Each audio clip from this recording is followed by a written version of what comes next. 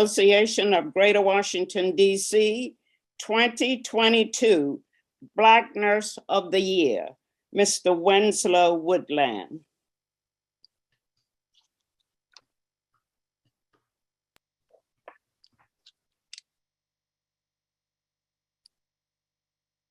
I come to you today thankful, humbled, honored, and grateful. Yes, truly amazed. As a nurse, I always try to remain humble, but it's actually billion with a B. When you talked about the budget, I could be remiss because I never want to undersell nurses short. I'm truly amazed because you see, I've worked many years and I embraced the stress and challenges of life in my work with the passion of a little boy going outside the clay. I know all that I am. I owe all that I am and who I am to my mother, my family, my friends, colleagues, and the struggles that I've gone through, and most importantly, my God. I would like to thank the Black Nurses Association of the Greater Washington, D.C. area for this gracious and humbling honor. In 1970, a group of nurses decided to change the shape of the game for nursing, founded the National Black Nurses Association. And in June of 1975, Cynthia Barr Williams, president, Claudine Linder, secretary, and Lillian Wade, treasurer, who I know and have worked with, and is one of the most gracious women nurses that I've ever met. And the at-large members, Barbara Baskerville, Ada Kane, Janice Crouch, and Bertha Spate, who founded the Black Nurses Association of the Greater Washington area. These nurses began this legacy and it lives on today with projects focused on the greater good of others, the scholarship award, and the selection of the Black Nurse of the Year. We must not forget their efforts nor their intent. Also want to be conscious of the trailblazers who've come before us and the example setters in my personal life. Anyone here who is awoke knows that each of us stands on the shoulders of a great many who have come before us. Often when we think of these people, the most noteworthy are Harriet Tubman, Frederick Douglass, Martin Luther King, Malcolm X, Mary Elizabeth Mahoney, a nurse, and a litany of others. But for me, it's the lesser known, Miss Ora Wilson, who supervised me when I was a housekeeper at the Washington Hospital Center and gave me a reference when I became an acute care technician. Miss Wilson came to me and said, Woodland, do good, because I told those people you were good. I didn't let you down, Miss Wilson. To Katie Walker, one of my high school teachers, who pushed me and got me to think about college, just think about it, and instilling in me the idea to do my best wherever I go. My stepfather, Muhammad Abu Bakr, who taught me that family is what you make it. A friend of mine's dad, Mr. William Kersey, who just being himself opened his door to a lot of us and shared an example of what a man and a father and a hard worker could be. These are some of the bricks in my wall. My first instructors at the University of the District of Columbia, who prepared us to be our best. We had in the city at that time some of the best NCLEX rates of other schools in the city, and we all went on to work in just about every area of nursing that you can imagine. Folks, what we do here today lives on long after we're gone. So let's not forget that, because those people are in my hearts and memories. Who is Winslow Woodland, the 42nd Black Nurse of the Year? Some of you know me through work. Others know me from our travels to get to become nurses. Some were stuck with me because of our birth and order and rate. For many, we're just becoming acquainted. My story is simple. I was born to an amazing woman who taught me to accept and value all people for where they are and who they are in their lives. She often told me that I was as good as anyone else. I watched my mother complete a certified nursing assistance program while pregnant with my youngest brother. Little did I know that her drive and willingness to serve others would become so closely related to my professional aspirations. My first attempt at college began one of the most notable lessons in my life. I was slated to become a chemist, having won a 4-year scholarship on a project I worked on all year. Well, folks, I crashed and burned and flunked out my second semester.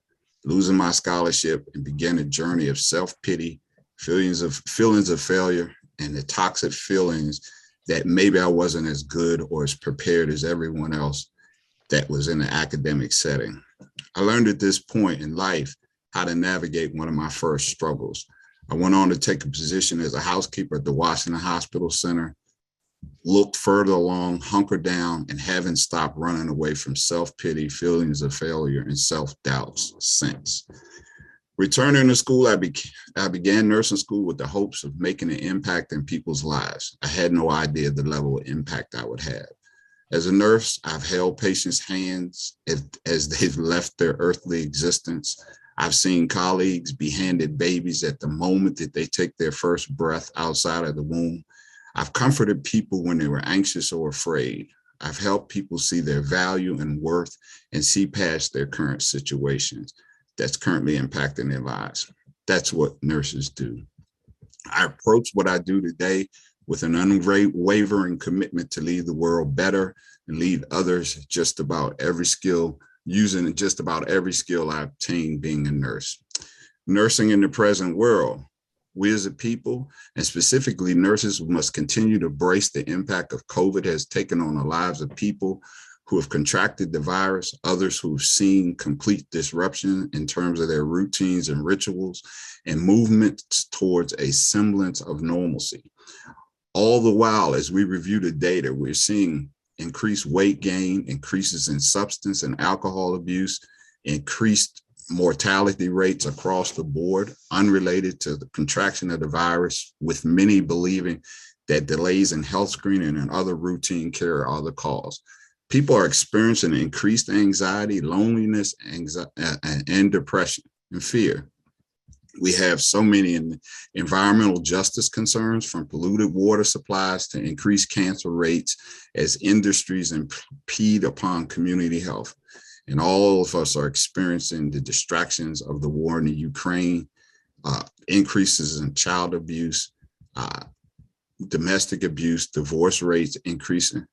The past few years have challenged our country in ways that we've never seen.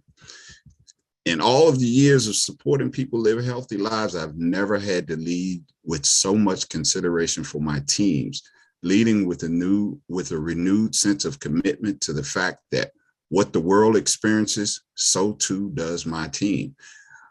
Unable in most cases, nurses can't work from home, facing the pandemic face-to-face, up close. During the pandemic, we worked tirelessly to ensure that we in the district understood the latest mandates and guidance from our colleagues with DC Health, the Department of Healthcare Finance, the Department of Behavioral Health, and the Child and Family Administration. Dr. Stamps mentioned this, so I know I'm in good company to say that racism, cultural indifference, and intolerance of others also has reared its ugly head. The Caribbean psychiatrist France Fanon said, "Sometimes people hold a core belief that is very strong. When they're presented with evidence that works against that belief, the new evidence cannot be accepted. It would create a feeling that is extremely uncomfortable, called cognitive dissonance. And because it is so important to protect that core belief, they will rationalize, ignore, and even deny anything that doesn't fit with their core belief. We've witnessed unspeakable acts by bad actors within our trusted service working in law enforcement, and must support people to navigate through those traumatic experiences, actual and witnessed. Our Capitol was stormed, and exposing our children, elders, and other vulnerable Americans to bigotry, intolerance, divisiveness, and lawlessness.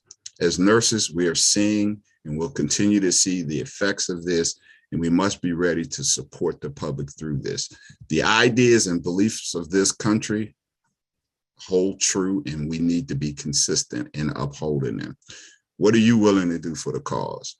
And keep in mind, your time, what you value most, can't be completely your own. My fellow nurses, my challenge from acceptance of this award is to refocus my efforts on making the world better with the gifts I've been given. It may be in the form of a kind word to a stranger, a thoughtful strategy on supporting people transitioning safely to a post-public health emergency, encouraging young people to enter this noble and just profession at any stage, from CNA to RN. Lastly, I've heard it stated, leadership is contingent upon the fact that without people willing to follow your lead, progress in whatever you're trying to attempt would be stagnant. Remember, what we do today will live long after we are gone. Thank you, thank you, thank you. Congratulations, Mr. Woodland, and thank you for sharing your inspirational journey. Really, congratulations.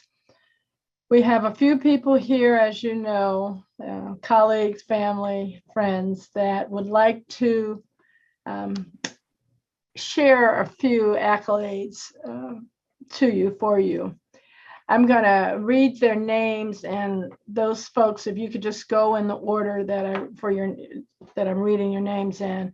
And unfortunately, you only have 1 minute each. So the sequence will be Susan Meyer.